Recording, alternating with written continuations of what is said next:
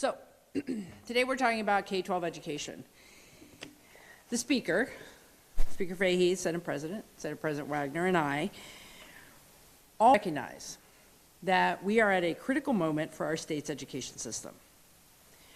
We have a state full of incredible students, as well as dedicated educators who work hard every day to make our students' lives better and to help them have successful futures. First off, I want to acknowledge and appreciate all of our educators who work hard every single day to do the best thing they can for their students.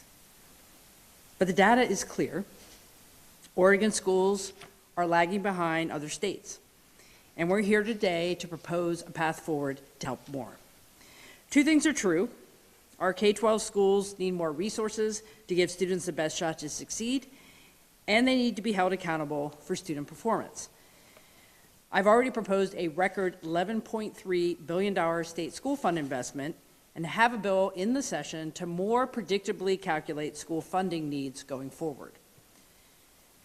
But I don't believe in writing a blank check, and I don't believe in accepting the status quo when it comes to delivering for our students.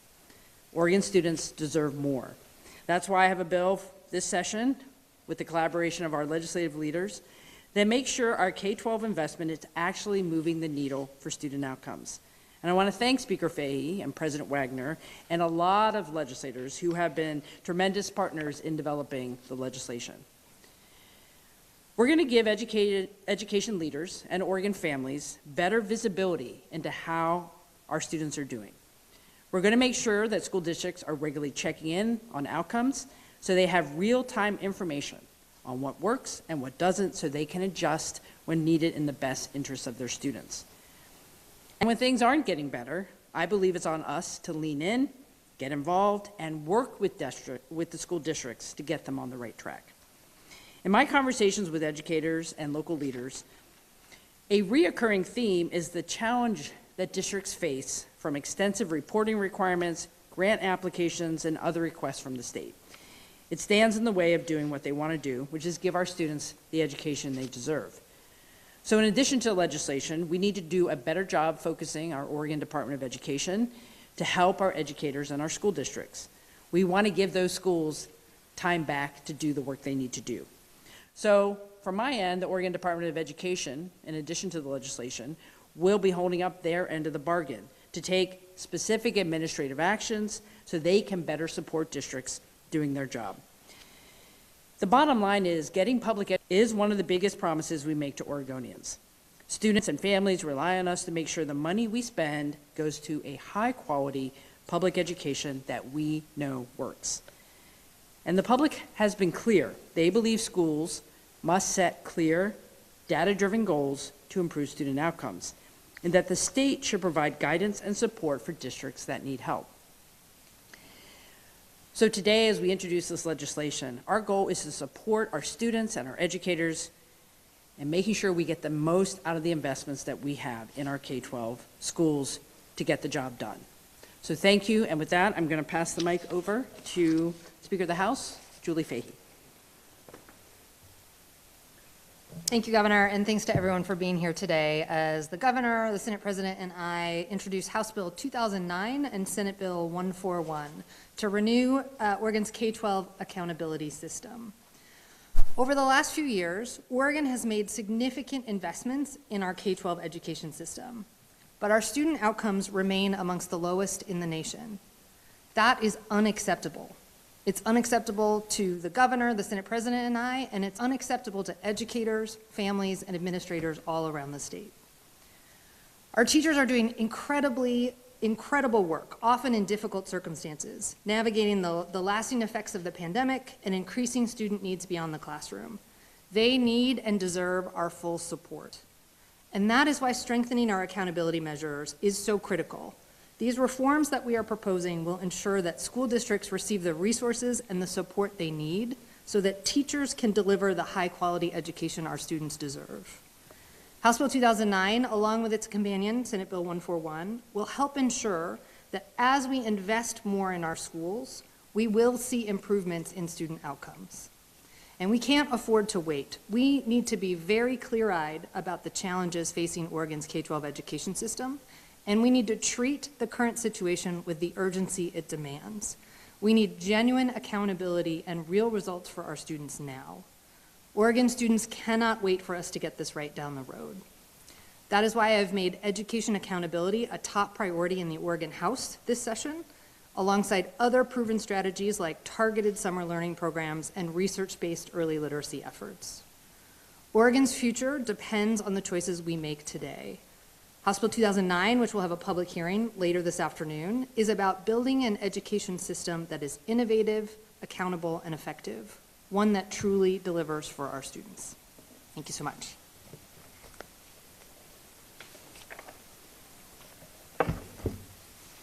Thank you to the governor, to your team for introducing this important legislation that we see introduced this week.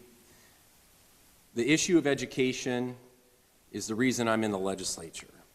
Professionally, I've worked as an education advocate for a couple decades, and personally, I graduated here Measure 5 passed in the Oregon legislature.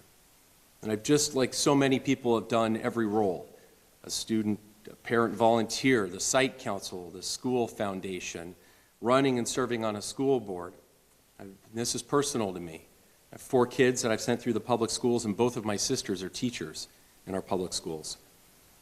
What I'm so pleased about this legislation that the governor and other education advocates have worked on is that it centers accountability and clarity from the department all the way down through our local schools as it impacts our individual students. It still respects a strong tradition of local control, but building on recent transformational investments in education, the legislation establishes multiple measures, not just a simple test, focusing on what we know are proven supports to lift up schools and lift up students. So I want to thank the governor for taking the lead on this. And the last thing I'll say is I often hear from people about the importance of a return on investment. By investing $1 in our public schools, you generate all kinds of economic return. It's also meaningful in terms of the lives of our students and the future of our state. So thank you for being here. Mr. President. And we're happy to take some questions. I also want to recognize we have Representative Neron here, our House Chair. Thank you for being here. Before we get started on questions, a couple of ground rules. We'll switch off in person and virtual. Olga has a microphone to give you to speak your question as you can folks virtually. And then please stick to the topic at hand, education questions, if we have limited time. At first, let's get through those. So there we go. Thank you, Governor. You previously spoke about the urgency of reform, but under this bill text, today's kindergartners would be in middle school before the state can step in and direct spending. How does that square with the needs to make changes quickly for the benefit of today's students? Well, and just to clarify for folks, if it wasn't clear, we have 2 bills, one in the Senate, one in the House, same bill. We'll have a hearing on the House bill Monday, the Senate bill on Wednesday, I believe. First of all, there's an emergency clause on the bill. We've already directed the State Department of Education to get started on what I would call the administrative streamlining from the agency. One of the things that they will be looking at over the next year is how we take quite a few number of grants that are currently happening in our district. We have a very complex system of programs and funding here in the state. So what the Department of Education is working on, I want to make sure I get the right number, taking 110 grant streams down to 7. So that gives you a sense of the scope of the work the agency is going to do, which I think will have immediate impacts for our districts to be able to work more effectively. So I just want to put that out there right now. In terms of the bill, my understanding is we will have to move forward with rulemaking and things if the bill passes in its current form.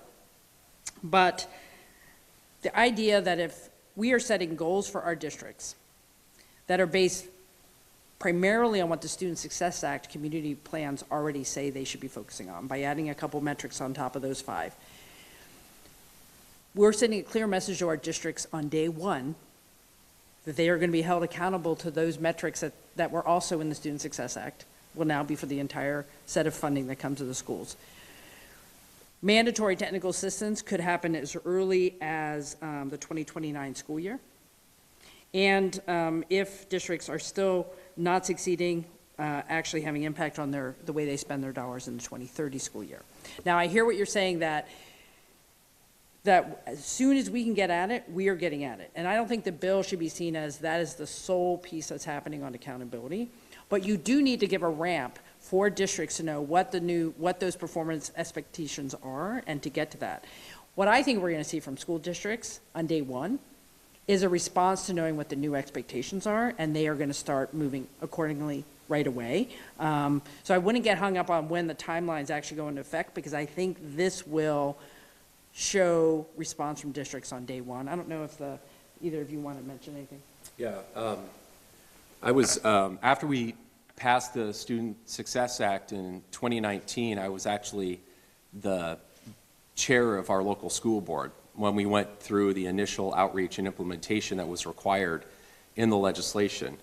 And as we were working through to almost final adoption, 2 months later, coronavirus hit, and it was actually the first case was in the elementary school that was closest to my house. And that sort of threw some of the Student Success Act framework in terms of what was supposed to be the supports that you saw embedded in the legislation into a little bit of uncertainty. One piece of the bill, as I was reading it last night, that I really appreciate is the public focusing of accountability and actually having things where parents and community members will know at the local school level how districts are doing. One thing that I found when I was on a school board is sometimes you would see reports that were brought in and it was just something that kind of got tucked away sometimes in a report by a deputy superintendent. The fact that you're going to have a public vote and you're going to be centering some of these accountability metrics, I can tell you from being on a local school board, as soon as this goes into place, you're going to see behavior starting to change. They're not going to wait until the state ultimately will need to step in. You're going to see school districts starting to align with what the legislation identifies is best practice. And I'll just add, I think this bill, these two bills, are part of the broader work we're doing on education this session. So as the governor mentioned, investing additional resources in our education system, continuing the work of making sure that some of those resources are directed towards targeted, proven strategies that we know work. Targeted summer learning, early literacy, career and technical education.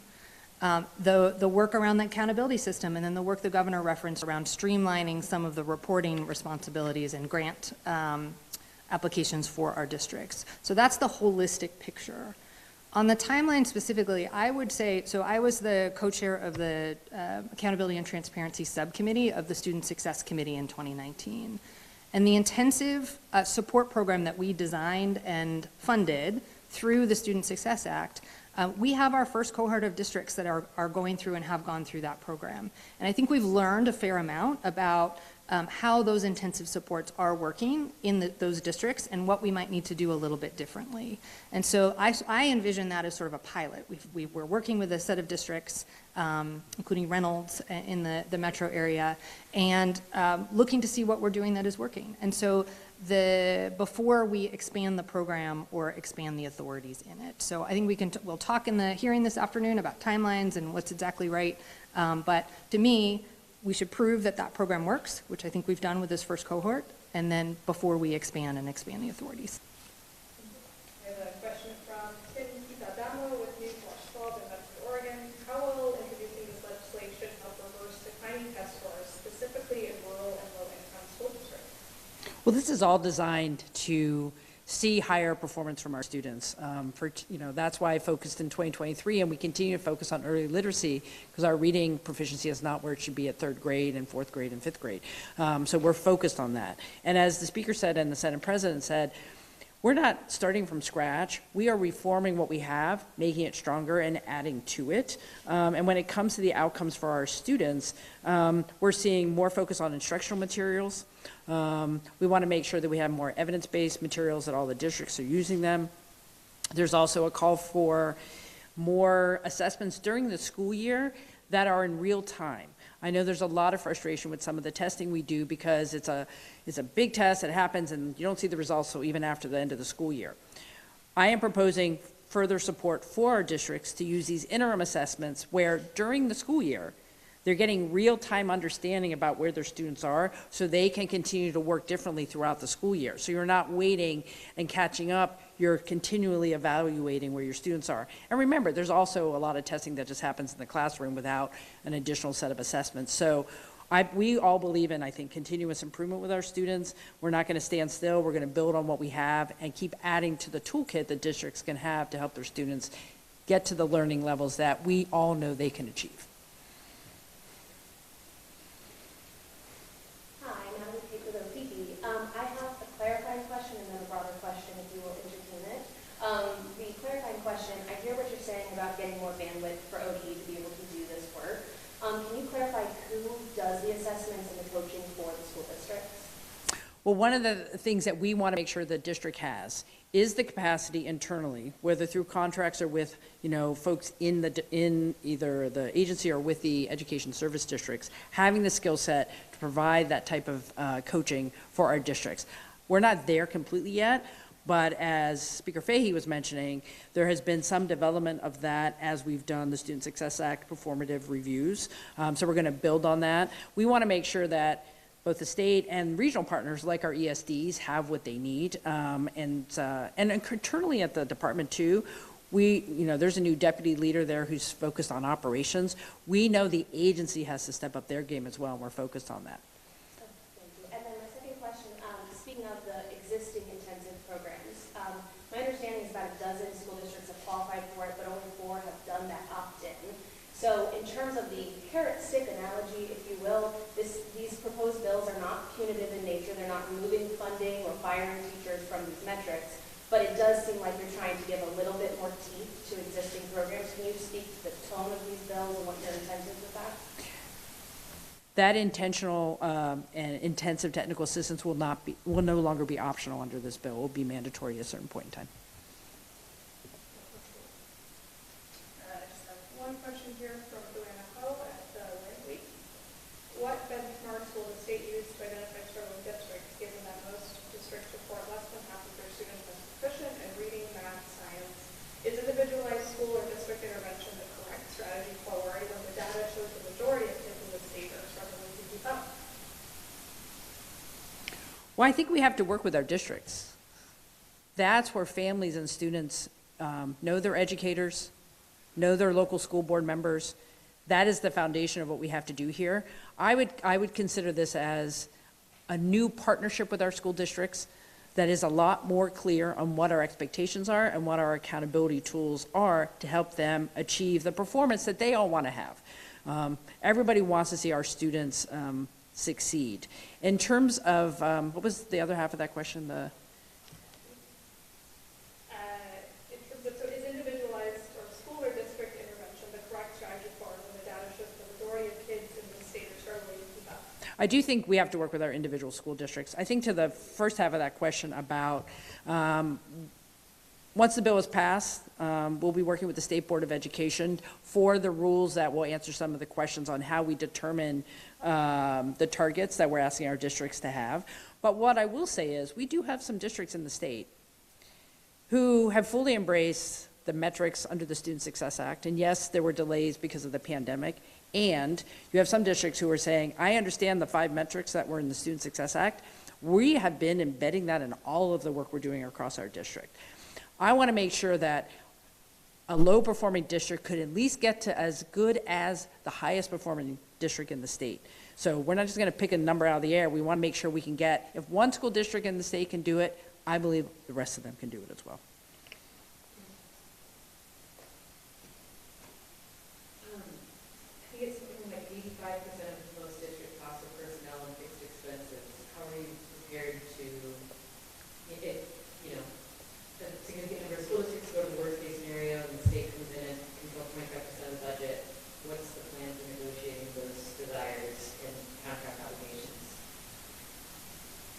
Well, I would hope no school district goes to U4 where we have to manage their dollars for them.